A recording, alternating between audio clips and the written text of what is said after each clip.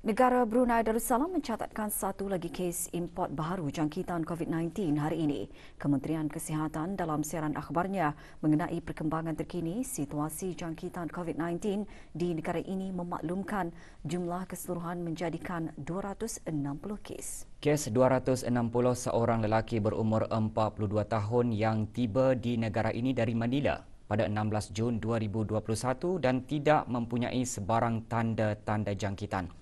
Tiada kontak terdekat bagi kes baru tersebut memandangkan dia telah dikuarantin sejurus tiba di negara ini mengikuti SOP sedia ada.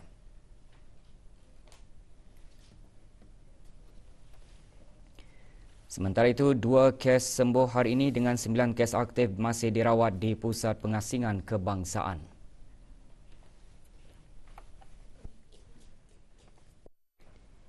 Kes terakhir jangkitan tempatan COVID-19 dilaporkan pada 6 Mei 2020, manakala jumlah kes import sejak kes jangkitan terakhir tempatan dilaporkan sebanyak 119 kes. 723 orang sedang menjalani pengasingan diri mandatori, manakala 20,694 orang menamatkan pengasingan diri mandatori sejak Mac 2020.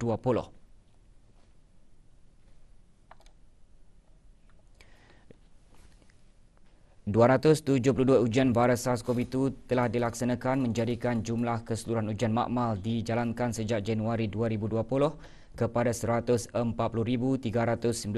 ujian. Maklumat lanjut dan perkembangan terkini layari laman sesawang Kementerian Kesihatan dan talian Kesihatan 148. Kerjasama dari aspek keselamatan dan pertukaran pandangan mengenai isu-isu keselamatan dan cabaran-cabaran yang dihadapi di rantau Asia Pasifik antara dibincangkan semasa perundingan kali pertama Perwakilan Tinggi ASEAN Persekutuan Rusia yang diadakan secara maya kemarin. Excellencies, distinguished delegates, ladies and gentlemen. First and foremost, I would like Mengetuai delegasi negara Brunei Darussalam ke mesyuarat ini yang berhormat Bin Datuk Laila Raja, Major Jeneral Bersara Datuk Paduka Sri Haji Awang Halbi bin Haji Muhammad Yusof, Menteri Pertahanan kedua selaku pengerusi Jawatankuasa Keselamatan Negara JKN. Perundingan ini dinilai bersesuaian dengan mengambil kira ulang tahun ke-25 ASEAN-Rusia Dialogue Partnership dan bertepatan dengan negara Brunei Darussalam selaku pengerusi ASEAN pada tahun ini. Mesyuarat juga dihadiri oleh perwakilan tinggi dan ketua delegasi dari negara-negara ASEAN. Mesyuarat dihoskan oleh Tuan dan Terutama Nikolai Patrushev, Secretary of the Security Council of the Russian Federation. Manakala Indonesia selaku negara penyelaras bagi ASEAN-Russia Dialogue Partnership diwakili oleh Tuan dan Terutama Dr. Pribadi Sutiono, Pemangku Timbalan bagi Foreign Policy Coordination, Coordinating Ministry for Political, Legal and Security Affairs. Negara Brunei Darussalam akan meneruskan kerjasama erat bukan sahaja antara kalangan negara ASEAN, bahkan juga dengan rakan dialog serantau dan antarabangsa.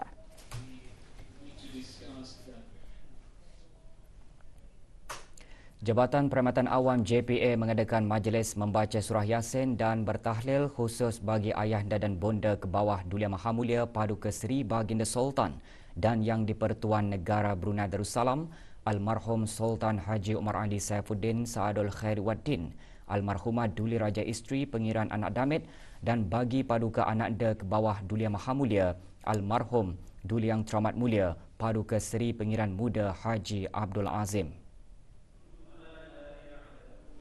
Dianjurkan bersempena sambutan Jubli Emas jabatan tersebut, majlis berlangsung petang tadi di Kubah Makam Diraja. Hadir Yang Berhormat Datuk Seri Setia Haji Awang Abdul Mukti bin Haji Muhammad Daud, Menteri di Jabatan Perdana Menteri. Bacaan surah Yasin dan bertahlil dipimpin oleh Awang Abdul Najib Sazwan bin Syahrani, Imam Tingkat 1, Masjid Pihin Khatib Abdullah, Kampung Kulapis. JPA ditubuhkan pada 1 Julai 1971, dikenali dengan nama Pejabat Perjawatan dan merupakan salah satu bahagian di Pejabat Setia Usaha Kerajaan.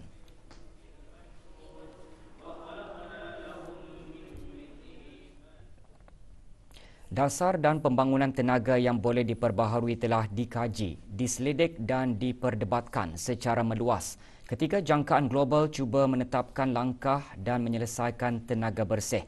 Dalam beberapa tahun kebelakangan, risiko yang dibawa oleh perubahan iklim dan komitmen negara Brunei Darussalam terhadap Perjanjian Paris memerlukan inovasi dan transformasi teknologi dalam sistem tenaga negara. Ke arah itu, Kementerian Tenaga dengan kerjasama Universiti Brunei Darussalam UBD menganjurkan Forum Dasar dan Pembangunan Tenaga yang boleh diperbaharui.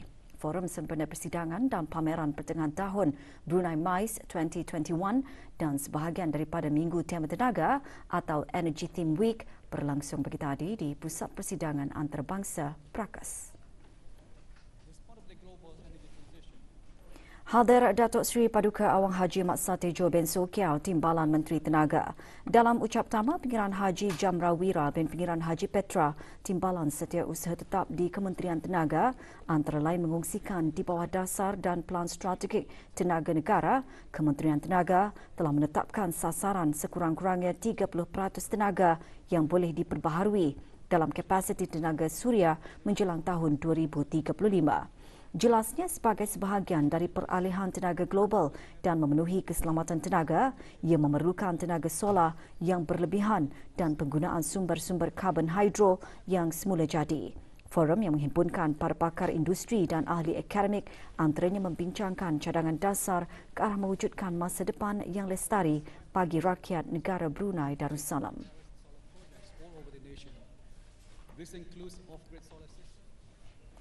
Anugerah Produk Kreatif Inovatif dan Pemajuan Teknologi Cipta Duli Pengiran Muda Mahkota telah mampu menggalakkan perkembangan positif dalam kalangan belia termasuk pelajar agar lebih berinovasi dan kreatif. Nantikan beritanya dan berita dalam negeri yang lainnya seketika nanti.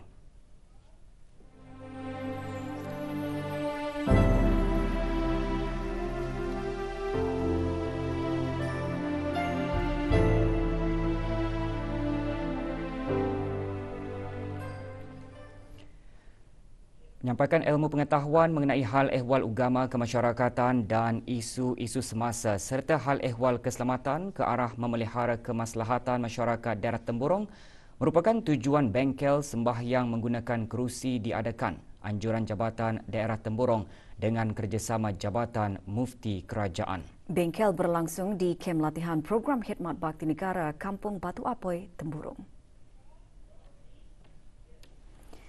Berucap pada perasmian bengkel pagi tadi, Pengiran Muhammad Amir Mubarak bin Pengiran Haji Hashim, Pemangku Pegawai Daerah Temburong berkata, bengkel seumpamanya amat bersesuaian dan bertepatan dengan objektif jabatan tersebut untuk meningkatkan keupayaan masyarakat daerah Temburong dengan ilmu pengetahuan serta kemahiran bagi membina keimanan.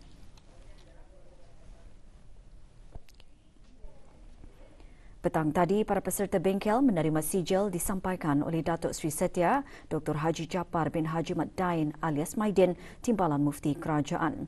Hadir yang berhormat Pihin Datuk Seri Maharaja Datuk Paduka Seri Setia, Dr. Ustaz Haji Awang Abdul Aziz bin Junid, Mufti Kerajaan. Lebih 200 orang peserta menghadirinya.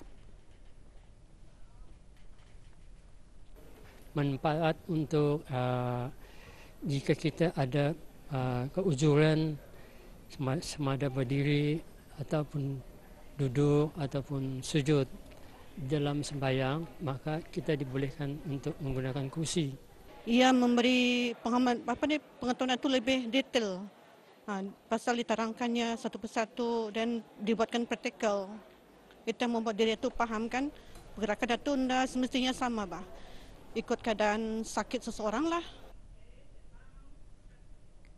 Dalam usaha meringankan bebanan mangsa-mangsa kebakaran baru-baru ini, Majlis Ugama Islam Brunei menyerahkan agihan wang zakat kepada mangsa-mangsa kebakaran rumah di Kampung Batu Marang dan Kampung Serdang. Majlis penyampaian sumbangan berlangsung petang tadi di Kementerian Hal Ehwal Ugama. Pada majlis ini, 10 orang mangsa kebakaran iaitu 3 orang mangsa kebakaran di Kampung Batu Marang dan 7 mangsa kebakaran di Kampung Serdang menerima agihan wang zakat dalam bentuk wang tunai berjumlah RM2,000. Penyerahan sumbangan disempurnakan oleh Awang Haji Hamzah bin Haji Sabtu, penolong Setiausaha Majlis Ugama Islam Brunei. Agihan wang tersebut diambil dari peruntukan kumpulan wang zakat asnaf fakir miskin. Kebakaran rumah bagi mangsa-mangsa kebakaran itu berlaku pada 26 Mei dan 3 Jun lalu.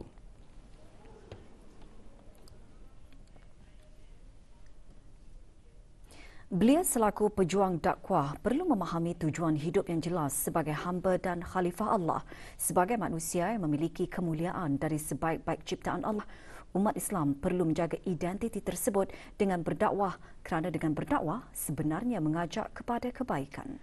Perkara tersebut antara yang ditekankan semasa program Elm Series, anjuran Badan Sukarelawan Belia Da'i dengan sokongan program Keagamaan Belia Pusat Dakwah Islamiah yang berlangsung di Dewan Sekolah Menengah Arab Laki-Laki Hassanal Bolkiah. Ceramah disampaikan oleh Dayang Siti Nur Aindiana binti Haji Abdul Majid, penceramah undangan program. Program Series merupakan program majlis ilmu berbentuk bengkel terbuka antara penceramah undangan yang bertindak sebagai medium untuk para da'i dalam meningkatkan ilmu yang sedia ada serta mendidik masyarakat dengan lebih dekat. Menurut Ketua Program, objektif program ini adalah sebagai platform Belia Da'i menyebarkan dakwah kepada para pelajar sekaligus mempersiapkan diri dalam berdakwah. Sebagai platform untuk para pelajar, untuk kami juga sebagai Belia Da'i untuk memperjuangkan untuk meneruskan dakwah ini kepada para pelajar supaya mereka lebih berminat untuk kan mereka ni belia yang akan meneruskan perjuangan dakwah. So kami sebagai Belia Da'i mesti kami membagilah knowledge satu arah diorang. Indeks jualan runcit IJR di negara Brunei Darussalam terus menunjukkan peningkatan tahun ke tahun pada suku pertama Q1 2021 sebanyak 11.9%. Dengan nilai jualan runcit dianggarkan 454.4 juta.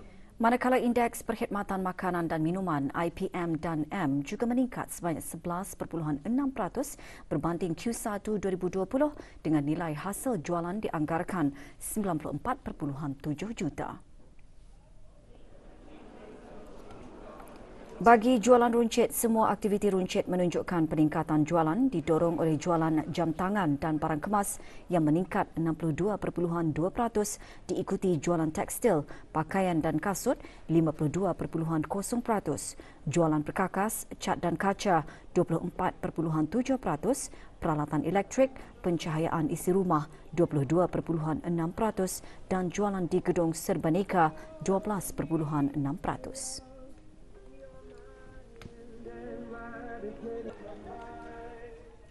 Sementara itu, peningkatan jualan bagi perkhidmatan makanan dan minuman disebabkan aktiviti penyajian minuman 35.1%, diikuti restoran 12.5% dan kedai makanan segera 11.9%. Peningkatan jualan runcit dan jualan perkhidmatan makanan dan minuman selaras kenaikan permintaan domestik bagi barangan dan perkhidmatan tertentu berikutan sekatan perjalanan ke luar negeri. Bagaimanapun berbanding suku keempat Q4 2020, indeks jualan runcit bagi Q1 2021 menurun 0.3% terutama disebabkan penurunan jualan peralatan komputer dan telekomunikasi 21.0%, barangan rekreasi 10.7%, peralatan perabot dan rumah 8.7%, peralatan elektrik dan peralatan pencahayaan isi rumah 8.0% dan pasaraya 2.6%.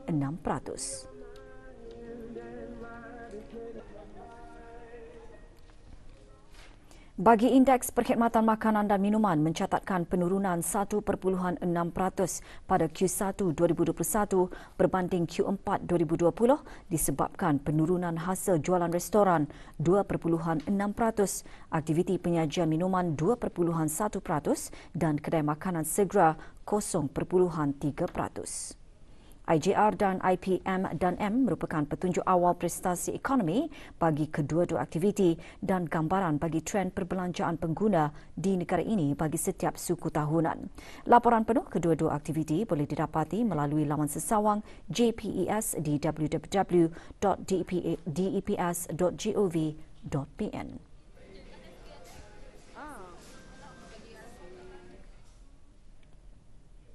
Anugerah Produk Kreatif Inovatif dan Pemajuan Teknologi Cipta Duli Pengiran Muda Mahkota yang diadukan baru-baru ini mampu menggalakkan perkembangan positif dalam kalangan belia termasuk pelajar agar lebih berinovasi dan kreatif.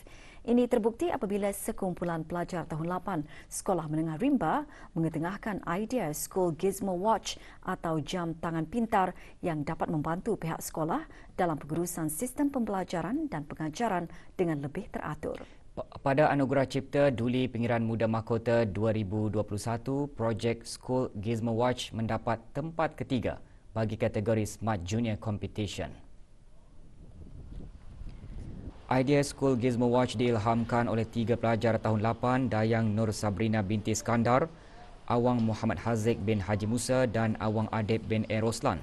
Melalui idea tersebut, ia dapat membantu pihak sekolah dalam pengurusan sistem pembelajaran dan pengejaran serta memudahkan urusan pelajar dalam apa jua kegiatan sekolah dengan lebih teratur.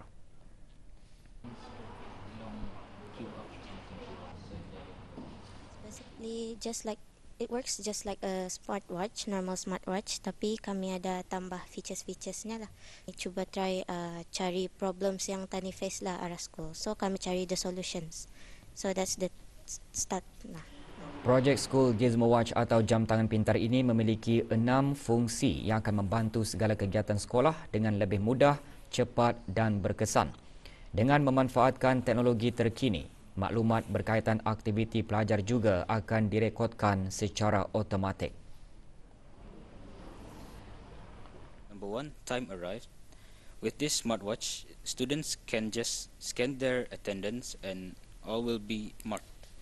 But for the latecomers, the students also need to just scan. Number 2 is notifications. For the notifications, messages will be sent directly to the selected students, so the lesson will not disrupt the other students. Number 3 is canteen credits. Grab and go sections and vending machines are placed to the canteen, and so that the student can just buy their food and drinks by just scanning the QR code at the canteen. Di samping memudahkan guru-guru merekod poin bagi aktiviti-aktiviti co-curriculum pelajar hanya dengan mengimbas kod QR, para pelajar juga boleh mengetahui demerit points dan memberikan notifikasi mata pelajaran seterusnya dalam masa 2 minit sebelum kelas berakhir. Dalam Cipta 2021 memberi kami semangat untuk lebih berusaha untuk mencapai matlamat kami. Kami juga ingin menjadi contoh kepada pelajar-pelajar lain supaya lebih berani untuk memberi idea dan berinovasi selaras dengan misi sekolah kami, inspiring innovative and creative learners, inculcating values, embracing future. Berita baik bagi peminat koleksi barangan lama. Pameran Antique and Collectible Sale di Kampung Mata-Mata Gadong menyediakan pelbagai koleksi barangan lama untuk orang ramai. Antaranya buku mengenai Brunei Darussalam yang dicatatkan pada tahun 1924 yang dianggarkan bernilai lebih RM3,000. Menurut pemiliknya, buku yang dikarang oleh penulis asing itu adalah amat istimewa kerana hanya terdapat 5 naskah sahaja di dunia. Tambahnya, buku bertajuk On the Fringe of Eastern Sea adalah yang pertama ditulis tentang Brunei. Dalam ada gambar-gambar ya tentang Brunei. Masa tu pun sudah ada kampung air. Ya, tapi nak begitu banyaklah. Ya. Dan tapi buku ni ya walaupun hampir 100 tahun, ya ini buku dalam ya ada macam sebut barang-barang apa warisan Brunei, macam di kampung air, ekonomi ya macam mana ya, dan bangsa-bangsa yang lain, dan agama, kerajaan macam itulah semua. Ini buku amat berharga sebab banyak orang cari ya. Peminat buku atau barang lama, diorang memang mahu ini buku. Dengan koleksi merangkumi pelbagai barangan lama termasuk beg kalas yang diperbuat daripada kayu dengan ukiran tangan dan mesin ais manual sehingga buku-buku masakan, Komik, kaset dan juga permainan kanak-kanak dari zaman datuk nenek pemilik ini sedang dijual. Kebanyakan barangan adalah milik keluarga dan juga daripada lelongan serta dari luar negara. Turut menjadi tarikan pada pengumpul koleksi ialah mata wang Brunei yang dikenali sebagai pitis dan juga surat-surat lama semasa Perang Dunia Kedua. Antique and Collectible Sale diadakan sehingga esok dari pukul 8.30 pagi hingga 6.30 petang.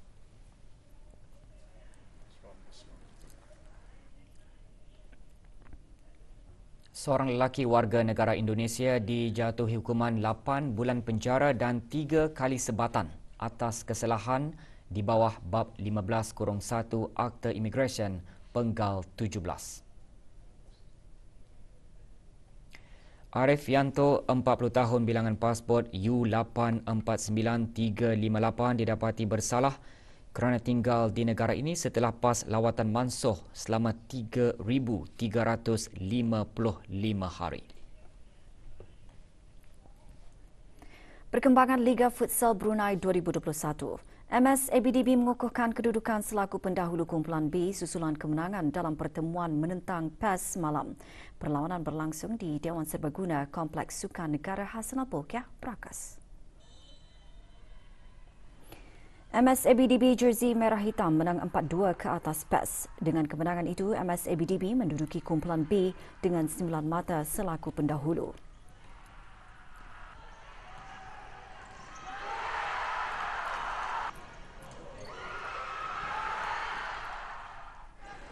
Dalam perlawanan kedua, Almiraz FC mencatatkan kemenangan bergaya ke atas Kota Ranger dengan keputusan 8-2.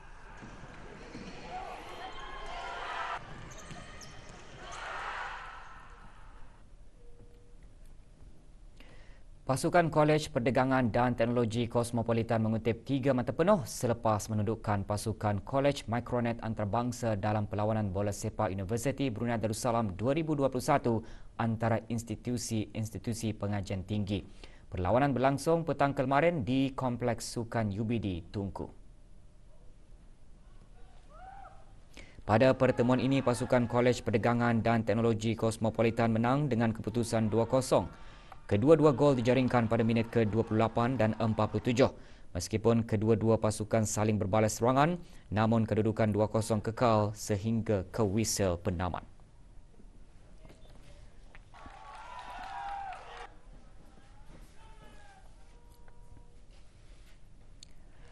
Harapan pasukan Fitness Zone untuk mencatat kemenangan kedua tidak kesampaian apabila tewas kepada Easyway Basketball dalam aksi kumpulan B Piala Bola Keranjang 2021 yang berlangsung semalam. Perlawanan pada suku pertama menyaksikan kedua-dua pasukan bermain agak seimbang, namun kelebihan berpihak kepada Easyway yang terus menguasai permainan dan seterusnya menang dengan keputusan 99 berbalas 87 ke atas Fitness Zone.